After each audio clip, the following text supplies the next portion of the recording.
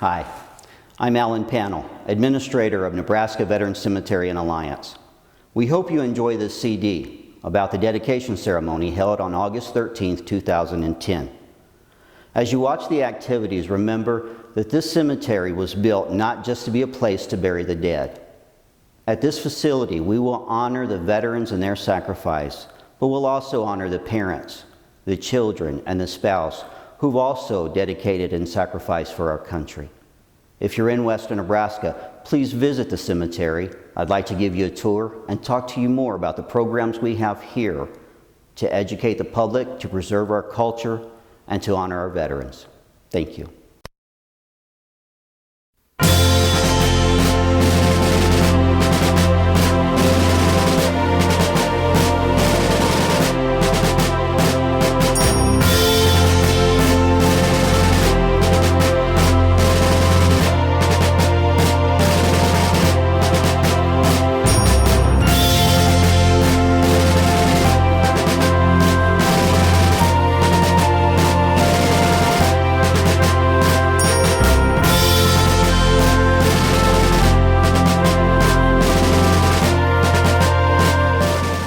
When most visitors come to the Veterans Cemetery and Alliance, the first place they'll visit is the lobby.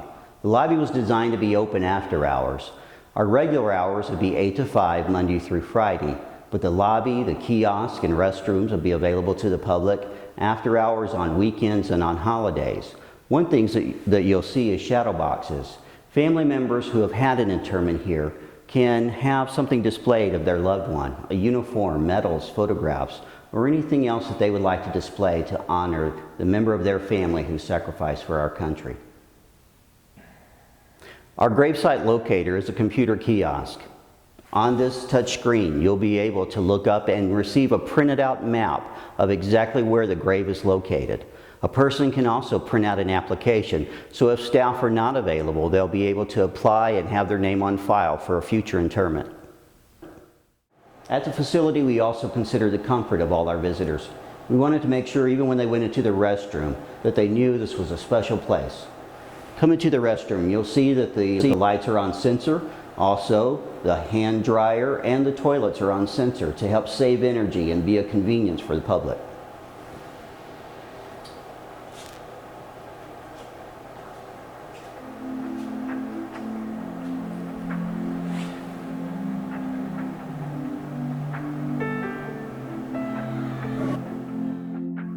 During the construction of the Veterans Cemetery, we were approached by a local Boy Scout. He's working to earn his Eagle Scout badge. He asked if there was a project that he could complete to honor veterans. We talked about a box where weathered flags can be placed.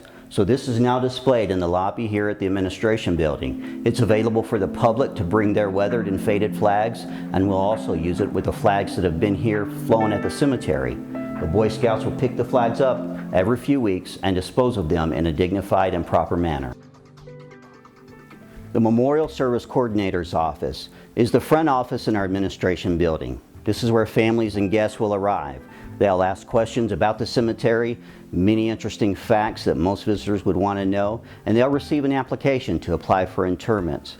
The Memorial Service Coordinator's office is designed so that it doesn't feel enclosed and the family doesn't have the feeling they're in a cold government building. There are large spacious windows and plenty of room for the family to sit and have support with them.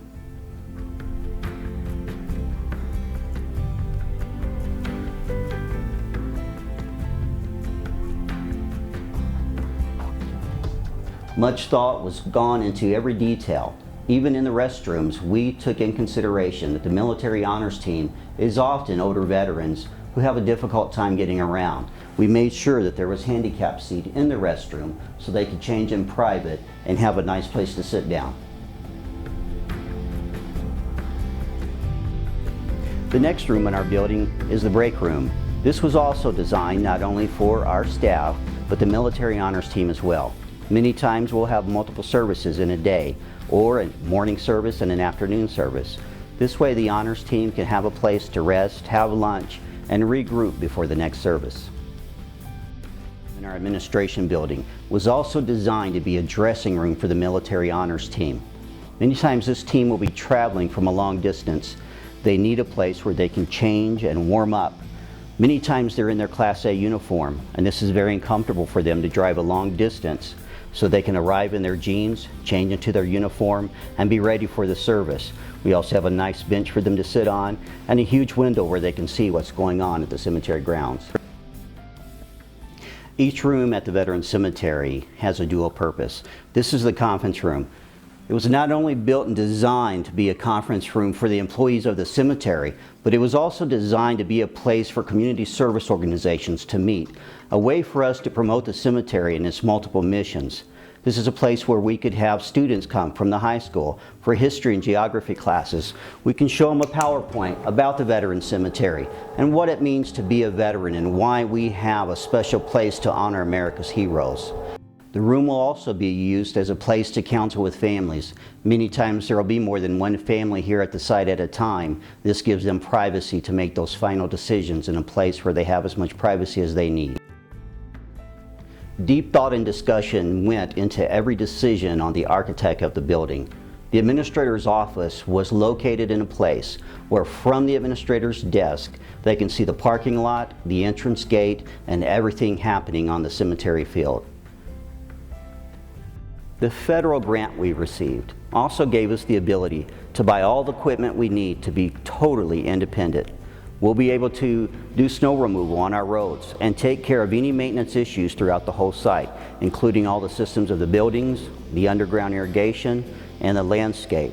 As well, we'll excavate the graves and close them ourselves. We have a full-time maintenance supervisor on staff, as well as a full-time landscape expert. The spoils bin in the maintenance yard was designed as a place to store the soil from the burial field.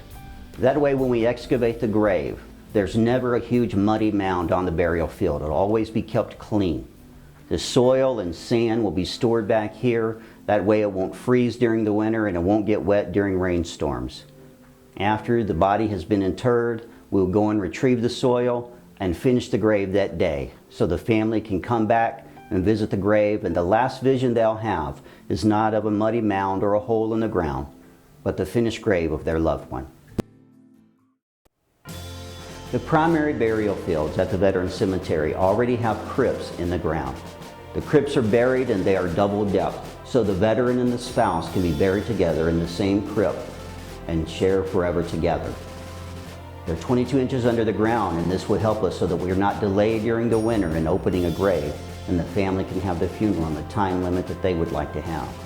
Right now in the immediate burial field, we have enough room for 1,865 interments, but the whole entire site can hold over 8,000 interments.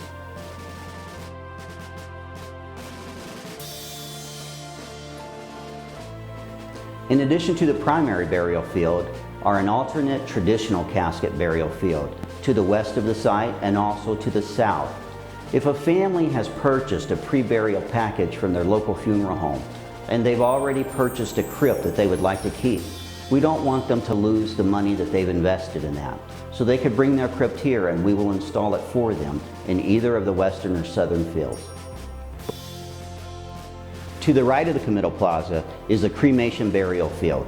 Those plots are 5 foot by 5 foot, where the veteran and their spouse can be buried there together. Every grave on the site will have an upright marble headstone, including the cremain burial field.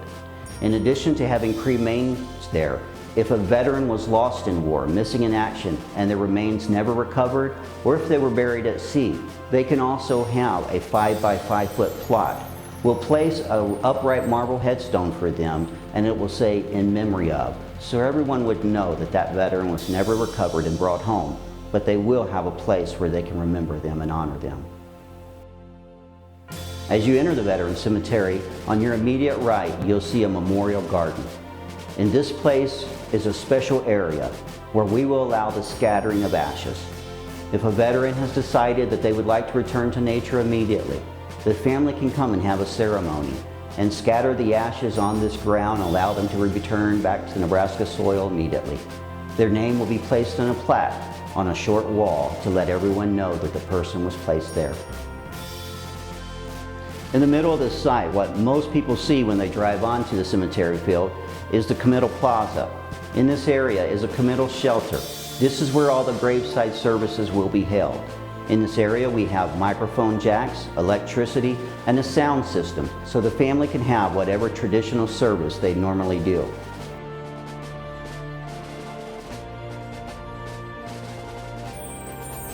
In this area you'll also see an unfinished grave. This is an area covered with red rock.